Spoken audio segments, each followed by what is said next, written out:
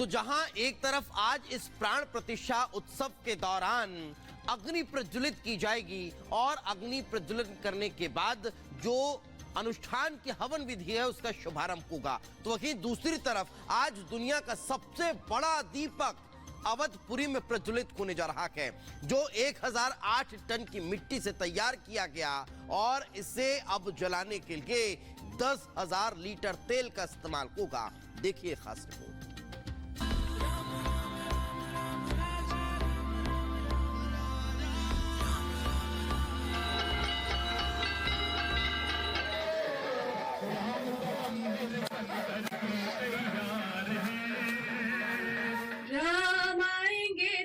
अंगना सजाऊंगी, दीप जला के दिवाली मैं मनाऊंगी, मेरी झोपड़ी के भाग आज खुल जाएंगे, राम आएंगे, राम आएंगे।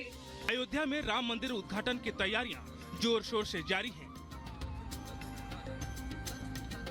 हर कोई इस समारोह को ऐतिहासिक बनाने में जी जान से जुटा है। 22 जनवरी को होने वाले रामलला की प्राण प्रतिष्ठा का सभी को शिद्दत से इंतजार है।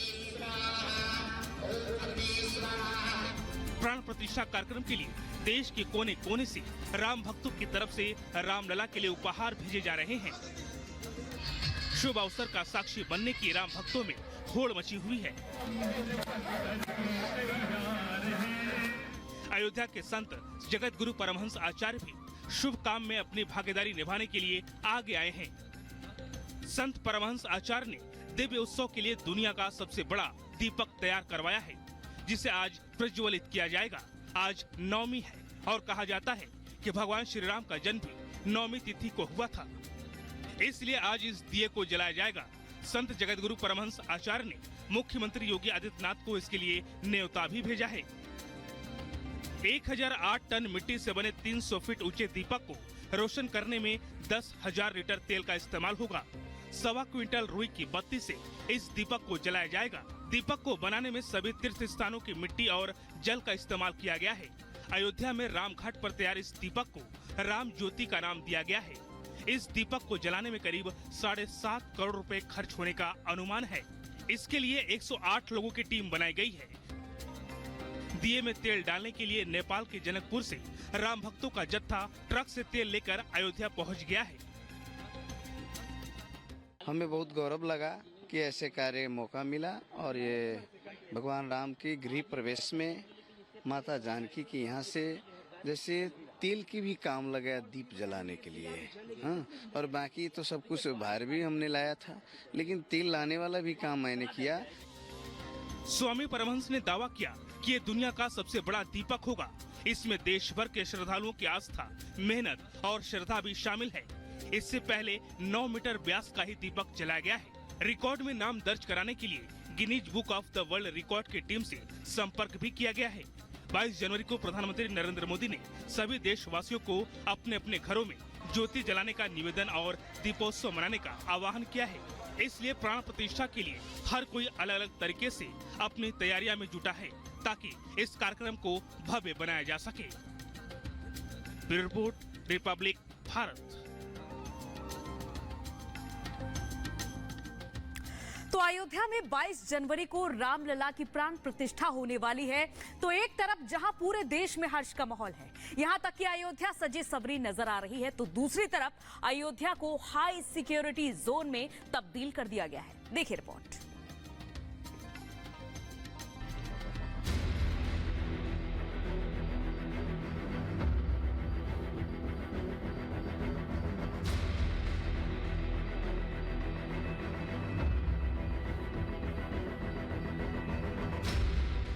ये है राम की नगरी अयोध्या। एक तरफ आस्था और भक्ति का सागर, तो दूसरी तरफ सुरक्षा ऐसी कि परिंदा भी पर न मार सके।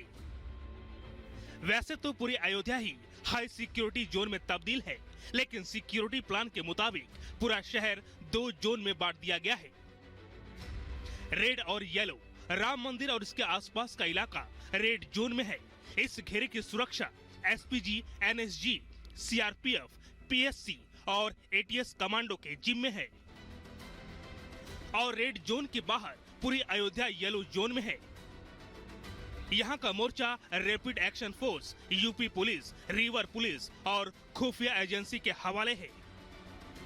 राम मंदिर की सुरक्षा में यूपी एटीएस की 200 कमांडो तैनात किए गए हैं। इन कमांडो को एनएसजी वाली ट्रेनिंग खुद एनएसजी ने दी है।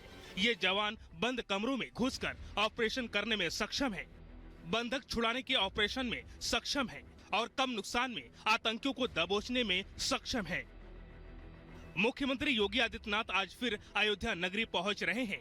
22 जनवरी को होने वाले प्राण प्रतिष्ठा आयोजन की फाइनल तैयारियों को लेकर बैठक करेंगे। अयोध्या में मकानों और दुकानों पर लगे सीसीटीवी कैमरे भी इस खास मौके पर अयोध्या की निगरानी के लिए मोर्चे पर आ गए हैं। करीब 1500 निजी सीसीटीवी कैमरों को अयोध्या के सर्विलांस सिस्टम से जोड़ दिया गया है। इन निजी कैमरों के जरिए अयोध्या के गली मोहल्ले भी निगरानी में होंगे। अयोध्या साधु संतों की छावनियों के लिए भी मशहूर है, लेकिन वीवीआईपी सिक्योरिटी को देखते हुए फिलहाल यहाँ की तस्वीर युद्ध वाली छावनी जैसी है। Bureau report, Republic Bharat.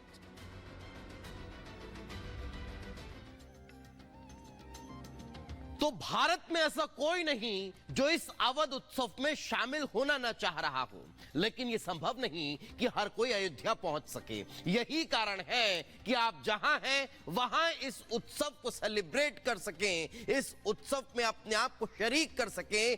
इसीलिए अब छुट्टियों का ऐलान होने लगा है। पहले राजस्थान और अब त्रिपुरा से भी ये खबर सामने आ रही है कि सरकार ने आधे दिन की छुट्टी का ऐलान कर दिया है। ठीक 12:30 बजे के लगभग प्रभु श्री राम की प्राण प्रतिष्ठा होगी और 2:30 बजे तक स्कूलों की, कॉलेजों की और सरकारी दफ्तरों की छुट्टी रहने वाली है। तो त्रिपुरा सरकार ने भी सरकारी दफ्तरों में दोपहर 2:30 बजे तक दफ्तर बंद रखने का फैसला ले लिया है। कहा कि पहले प्रभु श्री राम को स्थापित करें, पूजा अर्चना करें, उसके बाद दफ्तर 2:30 बजे खुलेगा। तो भारत समेत दुनिया भर से देखा जा रहा है कि लोग अयोध्या नगरी आने के लिए बेताब है। वजह है राम उत्सव की। राम मंदिर के उद्घाटन को लेकर हर तरफ उत्साह का माहौल है और ऐसे में अब एक समुदाय जिसने भगवान राम के लिए 500 साल तक बड़ा त्याग किया, अब उस समुदाय का प्रण पूरा हो गया है, जिसके बाद पूरे समुदाय में खुशी की लहर देखने को मिल रही है। देखिए रिपोर्ट।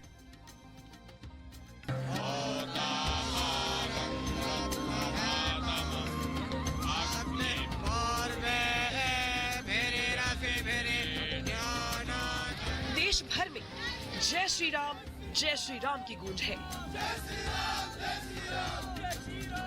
कोई रामलला के लिए उपहार के साथ आ रहा है तो कोई अपने रामलला के मंदिर में दर्शन पाने के लिए बेताब है। भारत समेत दुनिया भर में अयोध्या नगरी की चर्चाएं हो रही हैं। दूर दराज और विदेशों से भी लोग राम मंदिर में दर्शन के लिए आ रहे हैं। राम मंदिर के इस अनोखे उत्सव में तरह तरह के किस्से भी सामने आ रहे हैं, जो वाकई में राम से स्नेह को दर्शा रहे हैं। 500 साल से राम मंदिर का इंतजार हर राम भक्त कर रहा है, लेकिन एक ऐसा समुदाय भी है जो 500 साल से अपनी आन बान और शान की पगड़ी को नहीं पहन रहा है। लेकिन जब रामलला अपने महल में विराज चुके हैं तो इसी के साथ उस समुदाय की कसम भी पूरी हो गई, जिसके बाद अब समुदाय के लोगों ने पगड़ी पहनकर इस उत्सव को सनातन धर्म की जीत बताया है।